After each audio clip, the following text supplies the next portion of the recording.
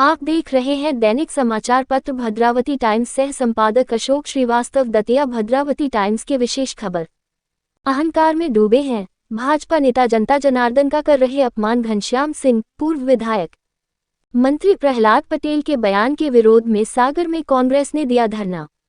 दतिया भाजपा नेता सत्ता के अहंकार में डूबे हुए हैं। वह न केवल जनता को भिखारी कहकर अपमानित कर रहे हैं, बल्कि सदन में भी हमारे महापुरुषों राष्ट्रपिता महात्मा गांधी, पूर्व प्रधानमंत्री स्व.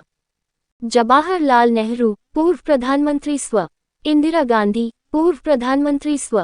राजीव गांधी, शीर्ष नेताओं सोनिया गांधी, राहुल गांधी के प्रति अमर्यादित वक्तव्य देते रहे हैं। स्वयं गृहमंत्री अमित शाह संसद में बाबा साहब भीमराव अंबेडकर के लिए अपमानजनक बयान दे चुके हैं। कमलनाथ जी के विरुद्ध छिंदवाड़ा सांसद ने अमर्यादित बयान दिया। तो उनके चेहरे से भी कभी आपने घमंड देखा नहीं होगा, जो घमंड आप मोदी से देख रहे हैं। और इस देश के सबसे सौम्य प्रधानमंत्री कोई यदि बना है पूरे देश के अंदर, तो राजीव गांधी। आप चेहरे पे हमेशा मुस्कान देखिए। राजीव गांधी के चेहरे पर हमेशा आपने मुस्कान देखी होगी। और यहाँ तक कि जब वो श्रीलंका गए और श्रीलंका में जब उन पर एक वट से बाहर के सैनिक ने हमला किया, तब भी वो मुस्कुराते रहे।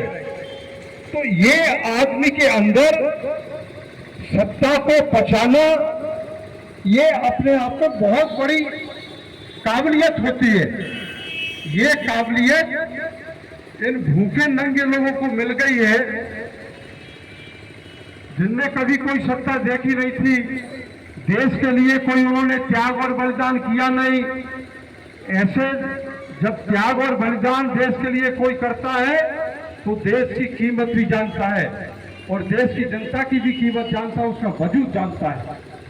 क्योंकि भारतीय जनता पार्टी का कोई भी नेता, भारतीय जनता पार्टी भले 1980 में बनी हो, 1925 में आरएसएस बना हो, लेकिन अंग्रेज तो बहुत पहले आ गए थे। तो अंग्रेज जब आए तो ना तो आरएसएस ने देश की आजादी में भाग लिया, न भारतीय जनता पार्टी के किसी भी नेता ने भाग लिया। तो ये देश की जनता की स्थिति को नहीं जानते हैं, ये देश की जनता की मन स्थिति को नहीं समझते हैं।